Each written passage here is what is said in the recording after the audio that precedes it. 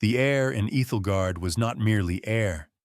It was a curated atmosphere, chilled to the precise temperature of old money and smelling faintly of leather, beeswax, and the ghost of expensive perfume. Marble floors, veined with gray like frozen rivers, stretched into a hushed darkness, each table an isolated island in a sea of opulent silence. Crystal chandeliers hung like constellations of captured stars, their light fractured and soft, careful not to be too garish, too new. This was a place where wealth did not shout. It whispered, confident in its own permanence. Into this cathedral of commerce walked Seraphina Croft. She did not so much walk as she did cleave the air before her. She was a woman sculpted from ice and ambition, her dress a sheath of black silk that seemed to absorb the light around it. A diamond necklace, a cold fire at her throat, was her only concession to ornament, and it looked less like jewelry and more like a beautiful weapon. Her face was a mask of bored perfection, her smile as thin as a paper cut. Seraphina owned this place. She owned the entire Croft Hospitality Group, a global empire of such establishments, inherited from a father who had taught her that a person's worth could be found on a balance sheet and nowhere else. She moved through the dining room with the proprietary air of a queen reviewing her sterile kingdom, her gaze sweeping over the patrons, the titans of industry, the political brokers, the quiet inheritors of dynastic fortunes. They were her people. Her eyes, the color of a winter sky, held a deep and abiding contempt for anything she deemed common. It was a worldview forged in a crucible of lonely privilege, a belief that sentiment was a weakness and that the world was divided into two simple groups: those who signed checks and those who cashed them. Tonight, she was bored, and her boredom was a dangerous, predatory thing. In the heart of this silent world, in the blazing heat of the kitchen, worked a man who was its polar opposite. Elias Vance moved with a quiet economy of motion, his presence a pocket of calm in the controlled chaos of service. He was the restaurant's head chef, a title he held with a humble gravity that belied his station. His white uniform was immaculate, but his hands told a different story. They were a chef's hands, mapped with the faint silvery lines of old burns and the precise calluses of 1,000 hours holding a knife. Elias was not a man of the world Seraphina inhabited. He was a man of memory, of scent, of the transformative power of heat and time. His features were plain but kind, etched with a sorrow that never quite left his eyes, a permanent shadow of a loss that had redefined his world years ago. He had once commanded the most celebrated kitchens in Paris and New York, a culinary prodigy spoken of in hushed, reverent tones. Then tragedy had struck, and he had vanished, trading the blaze of global fame for the quiet anonymity of a single kitchen. He was here not for ambition, but for sanctuary. Tonight was an anniversary, a day of profound and private memorial. On this one night each year, he prepared a single, specific dish. It was not on the menu. It was an offering, a prayer made of flour and herbs, a conversation with a ghost. He called it Lila's Garden, a painstaking recreation of a perfect afternoon, a map of a love he still carried in the marrow of his bones.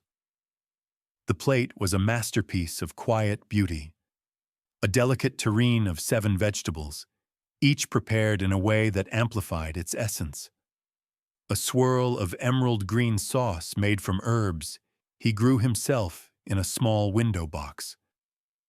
A single, impossibly fragile edible flower, a variety his late wife, a botanist, had cultivated. It was more than food. It was a life distilled onto porcelain.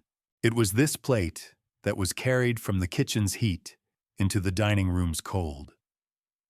It was placed not before a paying customer, but at an empty table, a tradition the staff had learned to respect without question.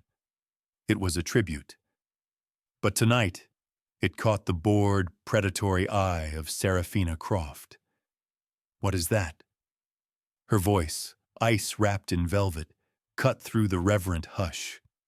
The manager, a man perpetually poised on the edge of a nervous breakdown, hurried to her side. "That is the chef's special, Madam Croft. A personal tradition." Seraphina's thin eyebrow arched. She rose from her seat, her silk dress rustling like dry leaves, and glided toward the empty table. She stared down at the plate, at the delicate flower, at the vibrant, living colors. Her expression was not one of appreciation, but of offense. It was as if this small, heartfelt creation was a personal affront to her world of calculated, cold perfection. "It's sentimental," she declared, the word dripping with disdain. "It's weak. This is a temple of gastronomy, not a roadside memorial." She felt a familiar thrill, the cruel spark of power that ignited when she was about to extinguish something small and beautiful. She saw the other patrons watching, their conversations paused, their forks hovering mid-air. An audience. Perfect. "Bring the chef to me," she commanded. "Now." A tremor of unease passed through the room. This was a breach of the unspoken contract of Ethelgard, a crack in the polished veneer. The staff exchanged panicked glances. To summon the chef, especially this chef, was unheard of. But the owner's command was absolute.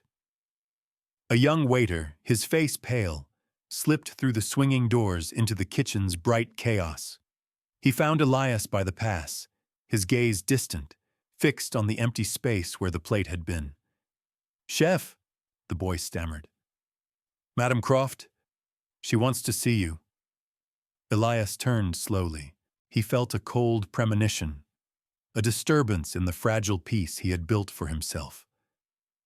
He wiped his hands on his apron, removed it, and smoothed the front of his white jacket. He walked from the warmth of his sanctuary into the chill of the dining room. He approached Seraphina's table, his posture respectful but not subservient. He inclined his head slightly. "Madam Croft, you wish to see me." Seraphina did not look at him. She kept her gaze fixed on the plate, a prosecutor presenting evidence. "This," she said, her voice loud enough for the surrounding tables to hear clearly. "What is the meaning of this maudlin display?" The air grew thick with tension. The room was a tableau of frozen figures, all eyes fixed on the woman in black and the chef in white. Elias's voice was low and steady. "It is a dish of personal significance, madam. It is not for service." "Personal significance has no place here," she snapped. "This restaurant is a brand. It is a symbol of excellence, of ruthless perfection. Not this." She gestured at the plate with a flick of her wrist, as if shooing away a fly. "This is emotional clutter. This is filth." Elias's jaw tightened, but he remained silent. He would not explain it to her. He could not. To explain Lila's garden to a woman like this would be a second, deeper desecration. His silence seemed to infuriate her. She wanted a reaction. She wanted him to grovel, to argue, to show fear. His quiet dignity was a mirror she did not wish to look into. So she escalated. "It belongs on the floor," she said, the words sharp and clear in the dead silence. A collective gasp, quickly stifled, rippled through the onlookers. The manager looked as if he might faint. Seraphina looked directly at Elias for the first time, a cruel, triumphant smile playing on her lips. She was enjoying this. She was performing. This is where trash goes. And with a deliberate, vicious movement of her sharp-toed heel, She kicked the table leg. The plate, a vessel of memory and love, slid off the polished wood. It did not shatter. It landed with a sickening clatter on the marble floor, the beautiful terrine cracking, the emerald sauce splattering like a wound. The single, perfect flower was crushed beneath the porcelain. The room held its breath. Time itself seemed to have stopped. Seraphina Croft looked from the wreckage on the floor to the chef's face, her eyes gleaming with cold victory. "Eat it," she commanded, her voice a blade. "A dog eats from the floor. Show me what you are." This was the moment. The humiliation was complete, public, and absolute. The crowd was a gallery of horrified, fascinated, and complicit faces. This was the nadir, the lowest point. Elias looked down at the ruined dish. He saw not just food, but a memory desecrated. He saw the garden where he had proposed to Lila. He saw the afternoon sun on her face. He saw the life they had built and the life that had been stolen from him. And he felt something shift inside him. The long-suffering patience, the quiet endurance he had cultivated for years, finally fractured. It was not anger that filled him, but a profound, clarifying calm. He did not bend. He did not kneel. He slowly raised his eyes and met Seraphina's cold, expectant gaze. His voice, when he spoke, was not loud, but it carried to every corner of the silent room. It was imbued with a sudden, unshakable authority. "No," he said. It was a simple word, a complete sentence. Seraphina's smile faltered. This was not part of the script. Elias took a slow breath. "I will not eat from your floor, but I will tell you this, Madam Croft. As of this moment, you are fired." A confused murmur swept through the room. The woman owned the restaurant. How could a chef fire her? "You are fired?" Elias repeated, his voice gaining strength. "From my kitchen. You are fired from my craft. You will never again have the privilege of tasting a single thing my hands have created. Your money can buy this building, but it cannot buy you a soul, and my food is for people who have one." He stood there, a man who had nothing left to lose, and in that, he had become infinitely powerful. The power dynamic in the room did not just shift, it shattered and reformed in an instant. The invisible man in the white coat was suddenly the only person in the room with any real stature. The billionaire owner, for the first time in her life, looked small. Seraphina stared at him, her face a mask of disbelief. She opened her mouth to deliver a torrent of verbal fire, to have him thrown out, to ruin him utterly. But before she could speak, another voice, calm and resonant, spoke from a corner table. "He is quite right, Seraphina." All heads turned. An elderly man with a shock of white hair and eyes that had seen the rise and fall of empires was rising slowly from his chair. He wore a simple tweed jacket, but he commanded more respect than anyone in the room. It was Arthur Sterling, the founder of the entire Croft Hospitality Group, the man who had sold his life's work to Seraphina's father decades ago, but had retained a significant minority share and a seat on the board. He was a living legend in the industry. He walked over, his steps measured, and stood beside Elias, placing a hand on the chef's shoulder. He looked at Seraphina, not with anger, but with a deep, profound disappointment.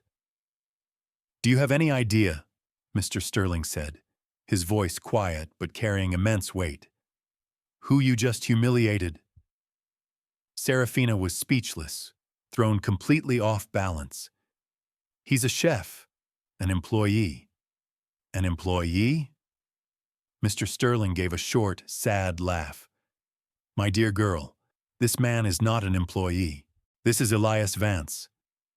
The name hung in the air. To most, it meant nothing. But to the few connoisseurs in the room, the true epicures, a ripple of shock spread. It was a name from a legend, a ghost story whispered in the world of haute cuisine. Elias Vance, Mr. Sterling repeated, his voice rising slightly. The ghost of gastronomy, the youngest chef to ever earn 3 Michelin stars, who walked away from it all at the height of his fame. A man who could have had any kitchen in the world, whose talent is spoken of as a force of nature. He came to work here, in obscurity, for reasons of his own. And you told him to eat off the floor. Serafina's face went white. The blood drained from it, leaving her diamond necklace to glitter against skin that was suddenly the color of ash. Her carefully constructed world of power and control was beginning to fracture. The looks on the faces around her had changed from shock to awe, directed not at her, but at the chef. Then, a woman at a nearby table stood up.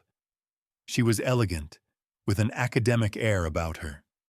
It was Geneviève Dubois, the world's foremost food historian and critic, a woman whose opinion could make or break a restaurant's legacy. "Mr. Sterling is correct," she said, her voice crisp and authoritative. "But it's worse than that." She gestured toward the ruin on the floor. "I know that dish. I've only ever read about it. It's Lila's garden." She looked at Elias, her eyes full of a sudden deep compassion. "It is, or was, a culinary memorial to his late wife, the botanist Lila Vance. Every ingredient is significant. The 7 vegetables for the 7 years they were married. The herbs for the garden where he proposed. The flower, the Lila's Kiss orchid, a hybrid she created herself, which was thought to be extinct after the fire at her laboratory." Genevieve's gaze turned to Serafina, and it was as sharp as a shard of glass. "That plate was not food, Madame Croft. It was a memory. It was a love story. It was, in its own way, priceless. And you ordered a man to eat his own heart off the ground for your amusement." Silence. A profound, damning silence. Serafina Croft stood frozen, the queen of a shattered kingdom. The power she had wielded moments ago had evaporated, turning to smoke. She was no longer a figure of awe, but an object of pity and contempt. She had not merely been cruel, she had been ignorant. She had mistaken a priceless artifact for trash, a king for a servant, and she had done it in front of the whole world. Her phone, clutched in her hand, began to vibrate. Then again, and again. The first ripples of the fallout were already beginning. Someone had been filming. Of course, someone had been filming. In her world of performance, there was always a camera. The video was short, brutal, and utterly damning. It captured everything. Serafina's cold command, the kick, the plate skittering across the marble, her sneering order to eat it. It was uploaded before Elias had even finished speaking. By the time Mr. Sterling stood up, it was already spreading like wildfire. Hashtag Croft Kicks Plate. Hashtag Disgrace at Ethelgard. The digital world moved with a speed and ferocity that Serafina's old world power could not comprehend. Her carefully curated brand, built on decades of manufactured prestige, was being dismantled in minutes. The story was not just about a cruel billionaire. It was about the humble, dignified chef who had stood up to her. And then, when Geneviève Dubois posted a thread on social media detailing the full story of Elias Vance and Lila's garden, the narrative exploded. It became a global morality play. By morning, the stock price of Croft Hospitality Group was in freefall. It plunged 17% at the opening bell. Investors, whose only loyalty was to the bottom line, were panicking. The brand was now synonymous with arrogance and cruelty. Luxury, after all, is a story people tell themselves, and Serafina had just rewritten their story into a sordid tale of public humiliation. Her phone did not stop ringing. Calls from her board of directors, calls from furious shareholders, calls from the public relations firm she paid millions a year, whose lead partner told her, in no uncertain terms, that this was an extinction-level event for her public image. She was locked in her penthouse apartment, a glass box in the sky that suddenly felt like a cage. The city sprawled below her, a world that had adored and feared her yesterday and despised her today. She watched the news, her own face staring back at her, contorted in a mask of sneering cruelty. They played the clip again and again. Then came the call she had been dreading. It was from Arthur Sterling. "There is an emergency board meeting in 1 hour," he said, his voice devoid of any warmth. "You will be present." It was not a request. Stripped of her usual armor of assistants and sycophants, Serafina arrived at the corporate headquarters alone. The lobby, usually a place where people scrambled to greet her, was silent. Employees averted their eyes. The walk to the boardroom was the longest of her life. The room was grim. The faces of the board members were stone. Mr. Sterling sat at the head of the table, a position he had not occupied in 20 years. He gestured to the empty chair beside him. Her chair. "Serafina," he began, dispensing with formalities. He gestured to a large screen on the wall. It showed the catastrophic drop in their stock value. "This is the financial cost of your performance last night." He changed the screen. It now showed headlines from news outlets around the globe. "The billionaire and the broken heart." "The chef who refused to kneel." "Croft's cruelty wipes billions off a fortune." "And this," Sterling continued, his voice heavy, "is the reputational cost. It is, I am afraid, incalculable." He looked her directly in the eye.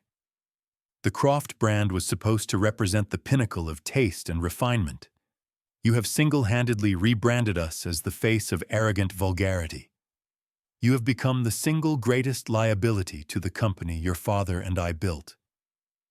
A board member cleared his throat. "Serafina, the investors are calling for your immediate resignation as CEO." "They are not just calling for it," Sterling corrected gently. "They are demanding it. We are invoking the morality clause in your contract. The board has already voted. It was unanimous." Serafina felt the floor drop out from beneath her. It was a sensation she had tried to inflict on Elias, and now it was her own. CEO, the title was her identity. It was the only measure of worth her father had ever respected. Without it, what was she? "You can't," she whispered, the words catching in her throat. "We can. We have," Sterling said, his tone final.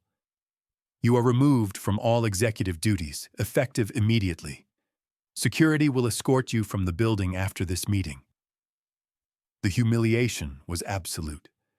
It was not the raw, public spectacle she had orchestrated, but a cold, clinical execution in a boardroom. She was being erased from her own life. Her power, which had seemed as solid as the steel and glass tower they were in, had been a phantom all along. It had been conditional, and she had violated the conditions. She was nothing. Just a woman who had inherited a name and a fortune, and had proven unworthy of both. The weight of it crushed her. The ice around her heart finally cracked, and for the first time since she was a child, she felt the sting of hot, shameful tears welling in her eyes. She fled the room before they could see her break. Days bled into a week. Serafina did not leave her penthouse. She was a ghost in her own gilded cage, haunted by the endless replay of her own cruelty on the television and in her mind. The empire she had commanded was now run by a committee, her name a toxic asset to be managed and mitigated. She had lost everything that defined her: the power, the title, the fear she inspired in others. All that was left was a hollow shell and a fortune that now felt like a pile of meaningless paper. In her crushing solitude, the memory of Elias Vance's face, his quiet dignity in the face of her monstrousness, became an obsession. He had lost everything once, she realized, yet he possessed a strength she could not comprehend. She had to understand, driven by an impulse she did not recognize, an impulse that was not about power or control, but about a desperate need for answers. She sought him out. He was no longer at Aethelgard, of course. He had walked out that night and never returned. The staff, when her investigator discreetly inquired, said he had simply vanished again. But her resources, though no longer corporate, were still vast. She found him. He was not in another gleaming kitchen or a five-star hotel. He was in a small, slightly overgrown community garden in one of the city's forgotten neighborhoods, a patch of green wedged between crumbling brick buildings. She went there alone, dressed not in silk and diamonds, but in simple jeans and a plain sweater. She felt exposed, vulnerable. She saw him from a distance, kneeling in the dirt, tending to a bed of young tomato plants. He looked peaceful. It was a state of being so alien to her, it might as well have been from another planet. She approached slowly, her expensive shoes sinking slightly into the soft earth. He heard her and looked up, his expression unreadable. There was no anger in his eyes, no triumph, only a quiet watchfulness. "Mr. Vance?" she began, her voice rough. He stood, wiping his hands on his trousers. "Madam Croft." They stood in silence for a long moment, the sounds of the city a distant hum. Finally, the dam inside her broke. The carefully constructed walls of ice and arrogance already fractured crumbled into dust. "Why?" she asked, the word a raw whisper. "Why were you not destroyed? I tried to destroy you. I took the most precious thing you had left and I spat on it. And you just stood there. You were more powerful than I have ever been." A single tear traced a path down her cheek, then another. The confession, the question, opened a floodgate of grief and shame she had held back for a lifetime. "I am a monster," she sobbed, the words torn from her. "I see that now. I build my life on being cold, on being cruel, because it was the only way I knew how to be strong. My father, he only ever valued strength. He despised what he called weakness. Love, grief, kindness, they were all weaknesses." She sank onto a rustic wooden bench, her body shaking with a grief that was years old. "I wasn't always this way. I had a sister, Rose. She was younger than me. She was like that garden," she said, gesturing vaguely at the vibrant plants. "Full of life and light. She saw beauty everywhere." Elias sat down on the other end of the bench, listening silently. "There was an accident," Serafina choked out, the words tasting like ash. "A car accident, 15 years ago. I was driving. We had an argument, something stupid, something a teenager would argue about. I was angry. I wasn't paying attention. One moment she was laughing, and the next..." Her voice broke completely. "I killed her. It was my fault. My father never forgave me, not for her death, but for the weakness of it, the scandal, the emotional mess. He told me to bury it, to become stronger. to build walls of ice so thick that nothing could ever hurt me again. And I did. I became him. I became this cold thing. I hated the sentiment in your dish because I hated it in myself. I hated that it reminded me of her. The confession hung in the quiet air of the garden. It did not excuse her actions, but it explained them. She was not a monster born of pure evil, but a broken person who had chosen to inflict her pain on the world rather than face it. Elias listened to her story, his own immense grief stirring in empathy. He saw not the tyrant from the restaurant, but a woman drowning in a pain he knew all too well. After a long silence, he finally spoke, his voice gentle. "I understand building walls," he said softly. "I built my own." He looked at the small patch of herbs he was cultivating in a separate bed. "You spoke of your sister, Rose. My wife was Lila. She was a botanist.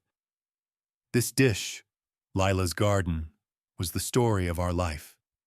The herbs from our first apartment's window box, the vegetables from the farmer's market where we met, the flower, the one you crushed. She grew it for me on our last anniversary." He paused, gathering himself. And then he delivered the final, fateful piece of the story, the thread that had unknowingly bound their two broken lives together for all these years. "The night of the accident that took her from me," he said, his voice thick with emotion. "The night my world ended. It was a rainy Tuesday in October, on the corner of Elm and 7th. Seraphina's head shot up, her tear-streaked face a mask of dawning, horrified comprehension. 15 years ago, Elias continued, his voice barely a whisper. My wife Lila was on her way home from her laboratory. There was another car. It ran a red light. Seraphina made a small, strangled sound. The world tilted on its axis. The past, which she had tried to bury under a mountain of wealth and cruelty, had just risen up to meet her in this quiet garden.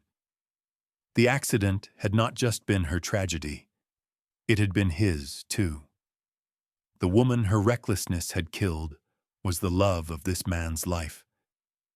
She had not just humiliated a stranger, she had desecrated the memory of her own victim, a second time, without even knowing it. The sheer cosmic cruelty of it, the impossible, fated connection, was too much to bear. She stared at Elias, at the man whose life she had destroyed 15 years ago, and whom she had tried to destroy again just a week before. A wave of blackness washed over her, and she collapsed. When Seraphina came to, she was still on the bench, a coarse blanket draped over her shoulders. Elias was sitting nearby, watching her with an expression she could not decipher. It was not hatred. It was not forgiveness. It was something more profound, a shared, bottomless sorrow. The revelation lay between them, a chasm of shared tragedy. They were two halves of the same horrific moment, two lives shattered by a single instance of carelessness, bound together by a fate that was both random and cruelly poetic. Your wife, Seraphina whispered, her voice hoarse. I'm so sorry. The words were inadequate, pebbles tossed into a grand canyon of grief. For the first time, she was apologizing not to save her reputation or her company, but from the shattered depths of her own soul. Elias nodded slowly. I know. In the days that followed, Seraphina's world was remade. Stripped of her title, her power, and her identity, she was left with only two things: her immense personal fortune and the crushing weight of her guilt. She had a choice. She could disappear, wallow in the ruin she had created for herself, or she could try, somehow, to atone. The pain she had caused Elias was immeasurable. It could not be undone with money, But as she sat in her silent penthouse, she thought of the garden. She thought of the life teeming in that small patch of forgotten earth. She thought of her sister, Rose, and of Lila Vance, the botanist. An idea began to form, not a business plan based on profit and loss, but a fragile seed of purpose.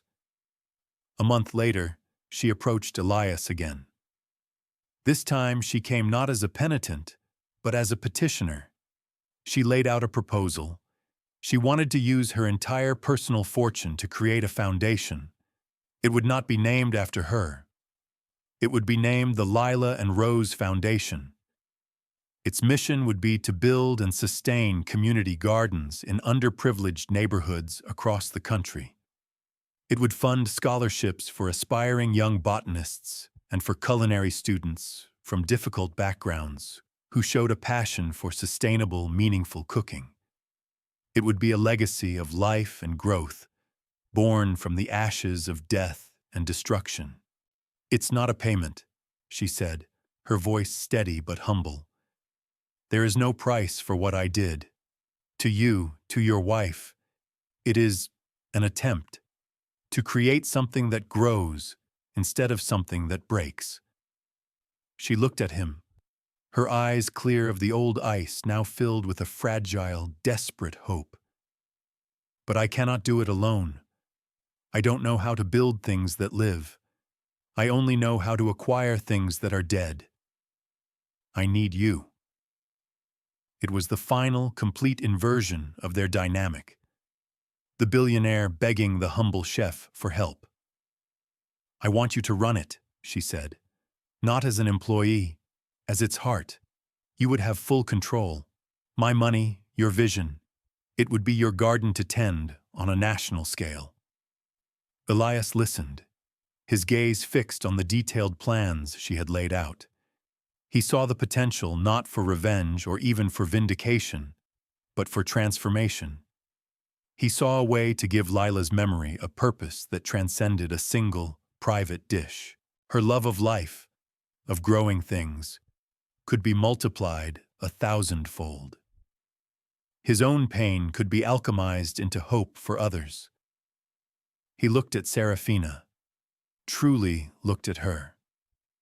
He saw the broken woman behind the tyrant's mask, a woman desperately trying to find her way back to the light. Forgiveness was a complex, distant mountain, but purpose was a path he could walk today.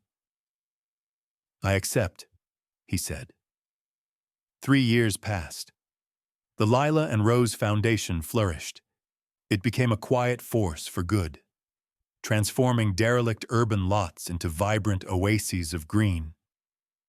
It sent dozens of promising young students to universities and culinary schools, kids who would have otherwise never had the chance.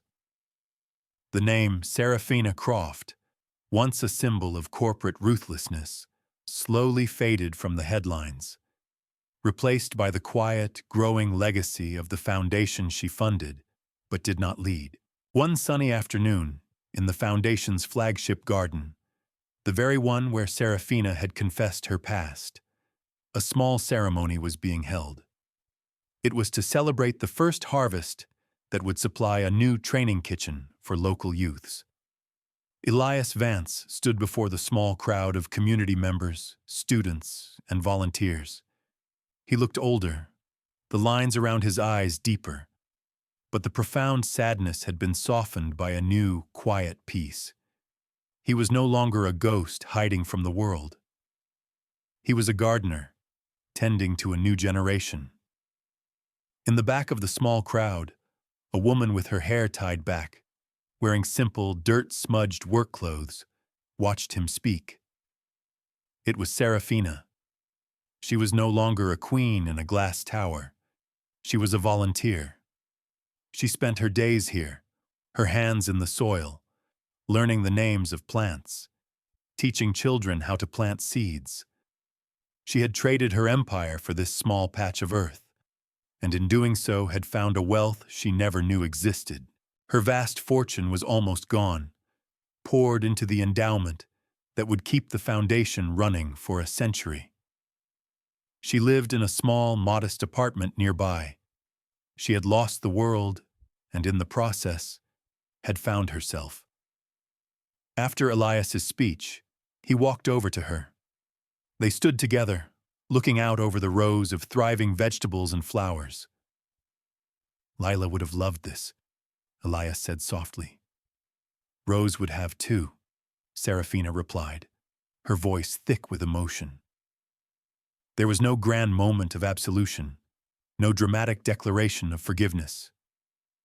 There was only this, a shared, quiet understanding, a partnership forged in the crucible of an unimaginable tragedy, now dedicated to cultivating life. Elias looked at a young girl, one of the Foundation's first scholarship recipients, who was showing her mother a ladybug she had found on a sunflower leaf. He smiled. He turned to Serafina, his expression one of gentle finality. Some people think wealth is something you can count, he said, his voice a quiet summation of everything they had been through. But true worth is something you grow. It's the food that feeds a hungry family, the knowledge you pass to a child, the second chance you give to a broken soul. Serafina looked at her own hands, no longer adorned with jewels, but smudged with the honest dirt of the garden. For the first time in her life, she felt rich. The story of the billionaire who kicked the plate became a forgotten piece of internet outrage. But the story of the two gardens, the one on a plate that held a memory, and the one in the heart of a city that held a future, grew quietly, a testament to the enduring truth that the greatest treasures are not owned, but shared, and that the deepest wounds can, with time and tenderness, become fertile ground for new life.